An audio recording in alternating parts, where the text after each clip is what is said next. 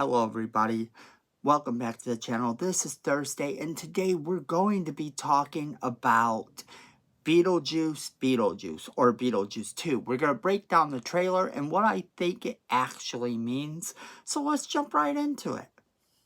Alright, so several years ago a little movie came out, you might have heard about it. It was called Beetlejuice and it was about the ghost with the most. And the movie became a cult classic because it spoke to the audience at the time who was clamoring far more from Tim Burton. It was actually one of the movies that helped to make Tim Burton popular during that time period. And for many, it was their first introduction into him. And Tim Burton has gone on to have a few successes. And some of these successes are very much in vein with what he originally set forth in the Beetlejuice universe. You can watch several of his movies and kind of start to see a resemblance between the different characters and the different themes that are going on. And that's kind of the thing here. So the trailer starts off with Lydia, and Lydia is talking to the screen, and she goes, "This is a preview, and it's going to be intense, basically." You know, she's telling us it's going to get crazy. And we see the funeral like we've seen before, which we kind of know is Lydia's dad. And he's apparently dead for reasons because the actual actor can't be a part of the movie due to real life things that have happened. And if you know, we won't get into them on this channel. But he can't be a part of the movie, so of course they killed the character off. Now, this time around, we're focused on Lydia's daughter, and Lydia's daughter is played by Jenna Ortega. Now, of course, the ghosts from the past that owned the house, they're not back because Gina Davis herself said that, you know, she was probably too old now to play the role. And I think that Gina Davis could pull it off if Michael Keaton could pull it off. But a lot of different things have gone on throughout the time that we've waited for this movie to come out. And not all of it's been good for the stars involved.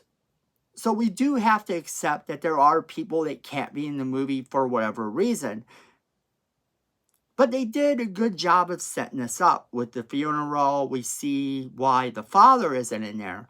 And we assume that the ghosts by now that were in there before have moved on. All is good in the Dietz family until they find that little town model from the original movie. And of course, this sets off the events of the movie with Lydia's daughter wanting to rebel, wanting to figure a couple things out. She gets in contact with Beetlejuice. We assume from the trailer that she is taken by Beetlejuice and Lydia is going in to get her. We get to see the afterlife in this a lot more. At least that's the way it looks. We're going to get to see the afterlife a lot more, whereas the previous one focused on the land of the living a lot more than it did on the afterlife. It looks like this is going to reverse that. So I'm kind of excited to see that concept. And here's what's really cool. We get to see the little shrunken head guy. And if you look real close, it looks like there's a bunch of them. Like they have their own job in the afterlife that we previously didn't get to see. And I think that's a fun nod to the first movie. Now, there is this bounty hunter girl that is apparently looking for Beetlejuice. And this bounty hunter girl kind of gives me Sally from Nightmare Before Christmas vibes. And I think it's going to be true to everyone. It's going to give them Sally from Nightmare Before Christmas vibes. I think that's intentional.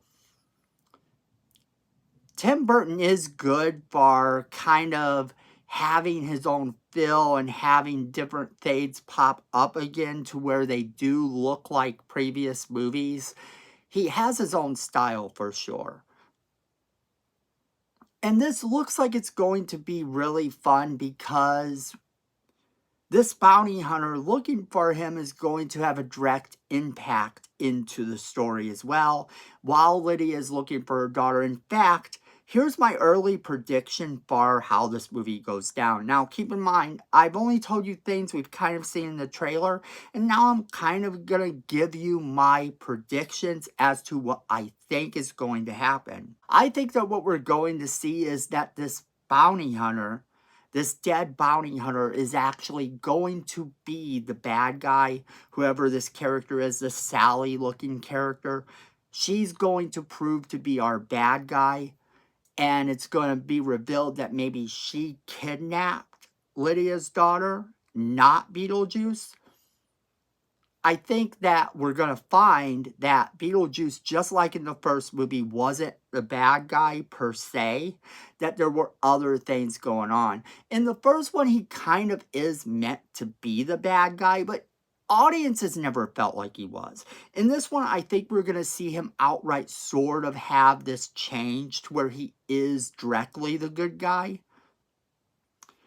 And I'm down for that because I think that would be interesting to have him have to help Lydia, much like the cartoons. If you grew up during that time, you know that there was a cartoon, and in the cartoon, Lydia and him were much more close. They were friends, in fact, and they actually helped each other out on several occasions. They had all these adventures. I think that the movie sort of sets up this idea that maybe Beetlejuice isn't the most evil thing in there. And in fact, he may be the hero of the story. I think that what we're going to see in this movie is just the polar opposite of what we saw in the first movie. I think from the setting all the way to who the bad guy is, because in the other one, the ghosts that were around were sort of much more neutral or not directly bad. And in the trailer, they make it look like Beetlejuice is maybe not on the up and up, but he's always been sort of this crooked character, and he would lose something if he wasn't. So I definitely think he's still going to be a little bit crooked, but more of that lovable rogue that he was in the cartoon. Sure, he always got Lydia in trouble, but he was still not a bad guy in the cartoon. I think that the ghosts in this trailer do look a bit more like they are the bad guys. If you're looking at everything going on, a lot of the spirits we see look more like the bad guys than he does. And I think there's something to that. I think that over time, Tim Burton has figured out just how people received his original story, and he's kind of adapting it to be something else. I don't know if this movie's going to succeed or not. I don't know if it will actually do justice to the original, but it does have that nostalgic vibe all the way through the trailer. I gave you my opinion on what I thought would happen, and the reason I say that that's what I think is going to happen is the trailer does seem to make the bad guys look a bit more like the people of the afterlife. Like, it could be that they just don't like Beetlejuice, but I think that more or less it's going to be that a group of them, if not a majority of the ones we meet in the movie, are going to prove to be the bad guys in this film. And that's fresh in its own way. I like how nostalgic the movie feels, but I do hope it goes into this other direction. I hope it's not a carbon copy of the first movie, and that we do get fresh ideas and fresh things. And at least for me, from the trailer, it looks like that's what's going to happen. That's how I see it. But here's the thing. I want to hear from you guys. I want to know what you guys think about this trailer. If you've seen it, I want to know if you think it's going to live up to the original. How high is your excitement level for this movie? Did you get the same nostalgic vibes that I got? Are you looking forward to this movie? And if so, what element actually excites you the most? Do you think I'm right about them being in the afterlife for a majority of the movie? I want to hear from you. As always, we want to know what you guys think. So make sure you leave us that comment in the comment box below. Let us know what you think. Don't forget to share this video with all of your friends. They're going to want to be a part of the conversation. Don't forget to hit that like button. It's free. It helps the channel, and we appreciate it. Miko says we need more subscribers. Look at this face. You don't want to disappoint Miko. So go ahead and hit that subscribe button. And while you're down there, hit that notification button as well so you don't miss a single video we do. And friends, at the end of the day, I know it, you know it, and Miko knows it. Fandom is family.